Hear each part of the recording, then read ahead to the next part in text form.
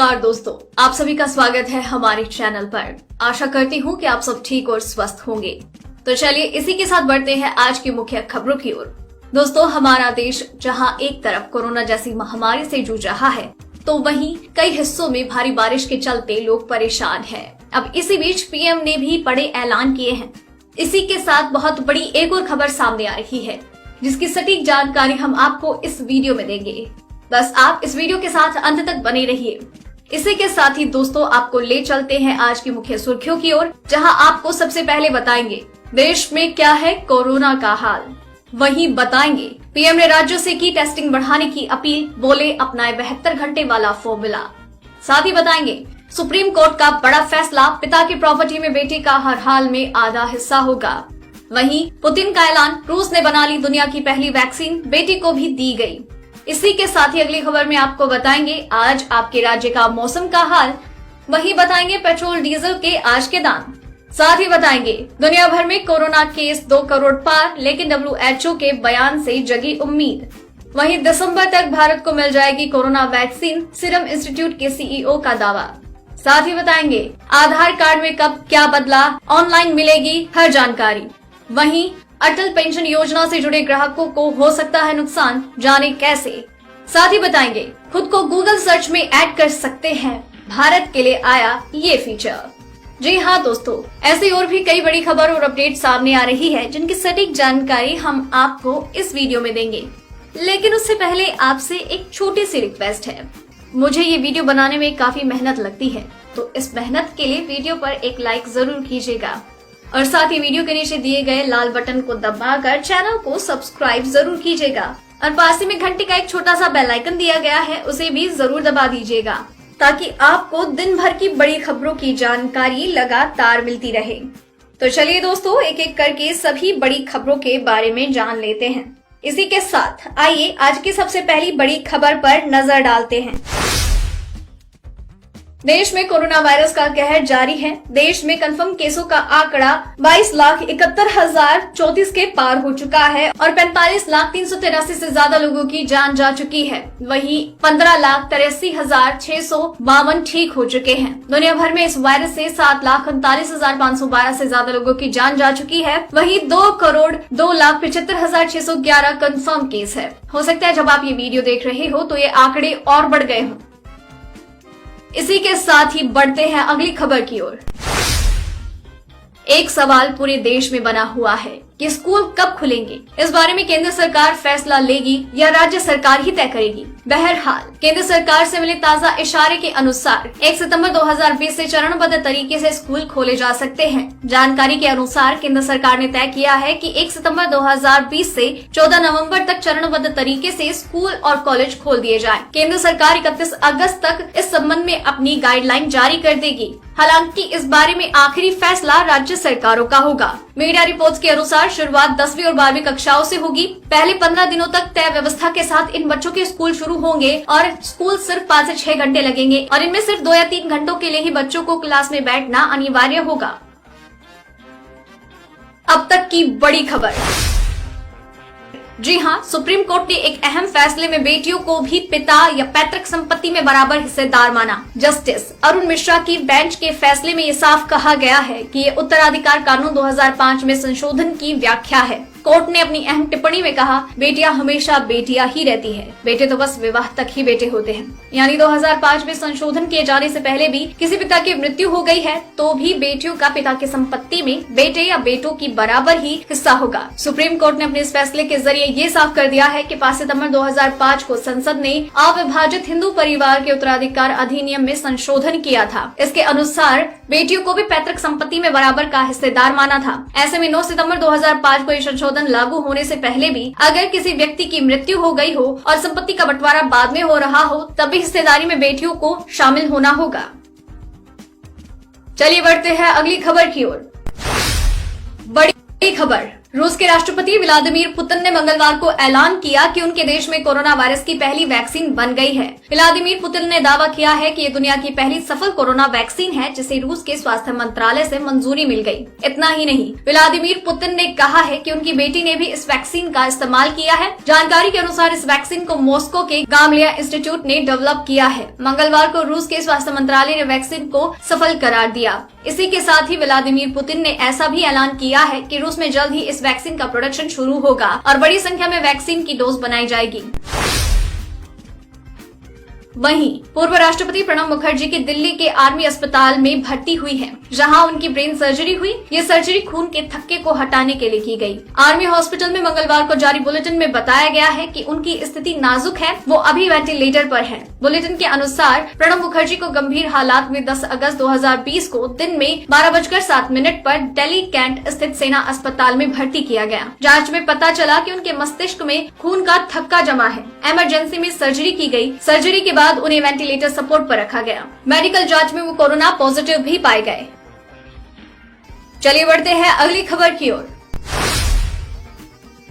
Corona संकट को लेकर मुख्यमंत्रियों के साथ मंगलवार को पीएम की बैठक हुई। इस दौरान उन्होंने कहा कि जैसे जैसे वक्त बीत रहा है, महामारी अपना रूप बदल रही है और कई तरह की परिस्थितियां पैदा हो रही हैं। पीएम ने कहा, बिहार, गुजरात और तेलंगाना जैसे राज्यों में टेस्टिंग को बढ़ाने की जरूरत है। पीएम ने कहा, एक्सपर्ट्स भी इस बात को सामने रख रहे हैं कि अगर 72 घंटों में केस की पहचान हो जाए तो जान बच सकती है। अपने संबोधन में पीएम ने कहा, अब इसी 72 घंटे के फॉर्मूले पर फोकस करना होगा। जो भी व्यक्ति कोरोना पॉजिटिव निकले, उसके 72 घंटे में जितने भी लोग उसके संपर्क में आए हैं, उनकी टेस्टिंग होनी जरूरी है। दिल्ली, यूपी में हालात डराने वाले थे, लेकिन अब टेस्टिंग बढ़ाने के बाद हालात सुधरे हुए हैं। वहीं दुनिया भर में कोरोना वायरस की वैक्सीन का ट्रायल जारी है। इस बीच भारत के लिए एक अच्छी खबर। सीरम इंस्टीट्यूट के सीईओ अदर पूनावाला का कहना है कि देश को इस साल के अंत तक कोरोना की वैक्सीन मिल जाएगी। सीरम इंस्टीट्यूट दुनिया की सबसे बड़ी वैक्सीन निर्माता कंपनी है। सीरम इंस्टीट्यूट ने ऑक्सफोर्ड यूनिवर्सिटी के साथ भी वैक्सीन उत्पादन का करार किया है। CNBC TV 18 को दिए इंटरव्यू में पूनावाला ने कहा, उनकी कंपनी दिसंबर की शुरुआत में कोविड-19 वैक्सीन लॉन्च करेगी। पूनावाला ने कहा, हम 2 हफ्ते के अंदर वैक्सीन का ट्रायल शुरू करने जा रहे हैं। ये ट्रायल ICMR के साथ साझेदारी में किया जाएगा। हम अगस्त के अंत तक वैक्सीन बनाने का काम शुरू कर देंगे। 7 अगस्त को सीरम इंस्टीट्यूट ऑफ इंडिया ने वैक्सीन संगठन गावी और bill and Melinda Gates foundation के साथ अपनी पार्टनरशिप का ऐलान किया। दोस्तों, वीडियो में अभी काफी महत्वपूर्ण खबरें बाकी हैं, इसीलिए वीडियो के साथ बने रहिए। तो चलिए बढ़ते हैं अगली खबर की ओर, लेकिन उससे पहले जान लेते हैं आपके राज्य का मौसम का हाल। देश में मानसून के एक्टिव होने से मिजाज मौसम का लगातार बदल रहा है। अधिकांश हिस्सों में लगातार बारिश हो रही है, वहीं कई जगहों पर बाढ़ जैसे हालात है। IMD के अनुसार अभी बारिश का प्रकोप जारी रहेगा। IMD ने दिल्ली, NCR समेत उत्तरी राज्यों में बारिश को लेकर चेतावनी जारी की। विभाग के अनुसार बुधवार तक दिल्ली, NCR के आसपास मानसून रहेगा। IMD का कहना है कि हरियाणा, पश्चिमी उत्तर प्रदेश और दिल्ली, NCR में बंगाल की खाड़ी से चलने वाली हवाएं पहुंचेंगी, लिहाजा यहाँ पहले अच्छी बारिश होने की संभावना है। इसके बाद मध्यम बारिश भी हो सकती है। मौसम विभाग ने बताया, मंगलवार को दिल्ली, NCR के साथ साथ उत्तर प्रदेश, हिमाचल प्रदेश, उत्तराखंड, हरियाणा, पूर्वी राजस्थान में बारिश होगी। बिजली भी चमकेगी और शाम तक तेज हवाएं भी चल सकती है। इसके साथ ही ओडिशा, झारखंड, तेलंगाना, छत्तीसगढ़, मध्य प्रदेश, कर्नाटक के कुछ हिस्सों, लक्षद्वीप, पश्चिम बंगाल के कुछ हिस्सों में हल्की से मध्यम बारिश की संभावना जताई है। वहीं सरकारी तेल कंपनियों के द्वारा आज पेट्रोल और डीजल के भाव में कोई बदलाव नहीं किया गया। दिल्ली में आज पेट्रोल के भाव 80.43 रूपए प्रति लीटर और डीजल 73.56 रूपए प्रति लीटर पर है। IOCL की वेबसाइट के अनुसार कोलकाता, मुंबई और चेन्नई में 1 लीटर पेट्रोल के दाम 82.05, 87.19 और 83.63 है, तो वहीं डीजल 77.06, 80.11 और 78.86 रूपए प्रति लीटर है। चलिए बढ़ते हैं अगली खबर की ओर। WHO ने सोमवार को कहा कि कोरोना वायरस से जंग में अभी उम्मीद की किरण बाकी है। WHO का ये बयान ऐसे वक्त में आया है जब पूरी दुनिया में कोरोना के संक्रमितों की संख्या 2 करोड़ के पार हो गई है। इस जानलेवा वायरस की चपेट में आने के बाद से अब तक 7.5 लाख लोगों की जान चली गई है। WHO के निदेशक टेड्रस अधनोम ने जेनेवा में एक प्रेस कॉन्फ्रेंस के दौरान कहा, मैं जानता हूँ आप में से बहुत लोग काफी दुख में हैं। पूरी दुनिया के लिए ये बड़ा मुश्किल समय है, लेकिन मैं स्पष्ट कर देना चाहता हूँ, हमारे पास अभी भी उम्मीदें बाकी है। फिर चाहे वो कोई देश, क्षेत्र, शहर या कोई कस्बा ही क्यों ना हो, कोविड-19 को रोकने में अभी भी बहुत देर नहीं हुई है। टेड्रस ने कहा, साउथ ईस्ट एशिया के देश न्यूजीलैंड, रवांडा, कैरिबियन और प्रशांत के द्वीप भी वायरस से जल्द ही निजात पाने में सफल हुए हैं। वहीं देश के कई राज्यों में लॉकडाउन लागू होने पर भारतीय रेल ने अपनी नियमित टाइम टेबल गाड़ियों का परिचालन 12 अगस्त तक बंद किया, लेकिन इसे भी चर्चा थी कि अब इसे 30 सितंबर तक के लिए बढ़ा दिया गया है। रेल मंत्रालय ने स्पष्ट किया कि सभी रेगुलर ट्रेन के 30 सितंबर तक कैंसिल होने की रिपोर्ट गलत है। रेल मंत्रालय की ओर से इस तरह का कोई भी सर्कुलर जारी नहीं किया। मंत्रालय ने कहा, स्पेशल मेल एक्सप्रेस ट्रेनों का परिचालन पहले की तरह ही जारी रहेगा। रेल मंत्रालय ने ट्वीट करके कहा, मीडिया के कुछ सेक्शंस में ऐसी रिपोर्ट है कि रेलवे ने सभी रेगुलर ट्रेन को 30 सितंबर के लिए रद्द कर दिया है। ये रिपोर्ट गलत है। रेल मंत्रालय की ओर से इस तरह का कोई भी सर्कुलर जारी नहीं किया गया है। इसी के साथ बढ़ते हैं अगली खबर की ओर। गूगल ने भारत में virtual business card feature launch किया है। ये एक तरह का गूगल सर्च फीचर है जिसके तहत लोगों की ऑनलाइन प्रेजेंस और उनका बिजनेस ज्यादा लोगों तक पहुंच पाएगा। कंपनी ने कहा, गूगल ने पीपल कार्ड्स नाम का ये फीचर सबसे पहले भारत में लॉन्च किया। चूँकि भारत में दुनिया भर में इंटरनेट यूज करने के मामले में ये दूसरा देश है, गूगल सर्च में भी अब आप खुद को ऐड कर सकते हैं, यानी कोई जरूरी नहीं है गूगल सर्च में फीचर होने के लिए आपके पास ब्लॉग, वेबसाइट या फिर यूट्यूब अकाउंट होना चाहिए। गूगल ने एक स्टेटमेंट में कहा है, ये नया फीचर लाखों इंडिविजुअल इन्फ्लुएंसर्स, बिजनेस करने वाले फ्रीलांसर्स या कोई और जो खुद को सर्च में डिस्कवर करना चाहते हैं, उन्हें हेल्प करने के लिए बनाया गया है ताकि लोग उन्हें ढूंढ सके। आज से भारत भर में यूजर्स अपने मोबाइल फोन से लोगों को डिस्कवर कर पाएंगे।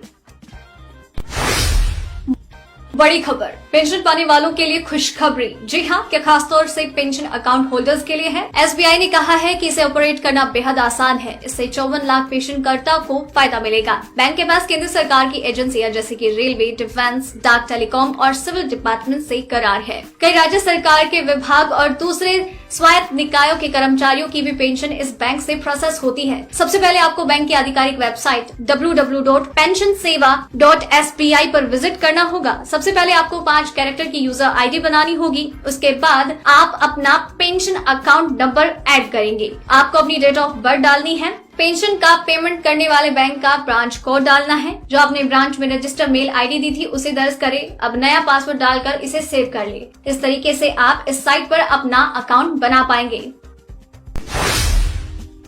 वहीं अगर आप भी अटल पेंशन योजना के ग्राहक हैं तो ये खबर आपके काम की है। योजना से जुड़े ग्राहकों को 30 सितंबर से पहले APY करना होगा, अन्यथा आपको भारी जुर्माना देना पड़ सकता है। बता दें कि कोरोना संकट के चलते केंद्र सरकार ने जून 2020 तक अटल पेंशन योजना योगदान के लिए ऑटो डेबिट सुविधा को बंद कर दिया था। इसके बाद 1 जुलाई से फिर से इस सुविधा को शुरू किया। इसके लिए सरकार ने ग्राहकों को 30 सितम्बर तक का समय दिया है। ऐसे में पेनल्टी से बचने के लिए पेंशन खाते को रेगुलाइज करें। ऐसा नहीं करने पर 30 सितम्बर के बाद उन्हें जुर्माना देना होगा। जिन ग्राहकों ने पहले ही अपने अकाउंट को नियमित किया है उन्हें फिर से करने की आवश्यकता नहीं। चलिए बढ़ते हैं अगली खबर की ओर। 15 अगस्त को प्रधानमंत्री नरेंद्र मोदी ग्रामीण सड़क योजना को लेकर बड़ा ऐलान कर सकते हैं। सूत्रों से मिली जानकारी के अनुसार केंद्र सरकार ने देश के ग्रामीण इलाकों में 1,50,000 किलोमीटर नई सड़क बनाने का मेगा प्लान तैयार किया। इसके लिए 1.5 लाख करोड़ रुपए राशि खर्च करने की योजना है। आपको बता दें कि भारत सरकार ने 25 दिसंबर 2000 को पीएम सड़क ग्राम योजना की शुरुआत की। इस योजना का प्रमुख उद्देश्य ग्रामीण इलाकों में 500 या फिर उससे ज्यादा आबादी वाले यानी कि पहाड़ी और रेगिस्तान क्षेत्रों में 250 लोगों की आबादी वाले गाँव पर सड़क संपर्क से वंचित गांवों को 12 मासी सड़कों से जोड़ना है। पीएम ग्रामीण सड़क योजना के फेज 4 की तैयारी है। सूत्रों ने बताया है कि सरकार ने वित्तीय वर्ष 2021-22 में पीएम ग्रामीण सड़क योजना के चौथे चरण PMGSY4 को लॉन्च करने का रोड मैप बनाया है। दोस्तों, आज की खबरों में बस इतना ही। अगर आपको भी ये खबरें अपने मोबाइल पर हर दिन यूं ही चाहिए तो इस वीडियो के नीचे दिए गए इस लाल बटन को दबा दीजिए और चैनल को सब्सक्राइब कर लीजिए। नमस्कार दोस्तों, आप सभी का स्वागत है हमारे चैनल पर। आशा करती हूँ कि आप सब ठीक और स्वस्थ होंगे। तो चलिए इसी के साथ बढ़ते हैं आज की मुख्य खबरों की ओर। दोस्तों,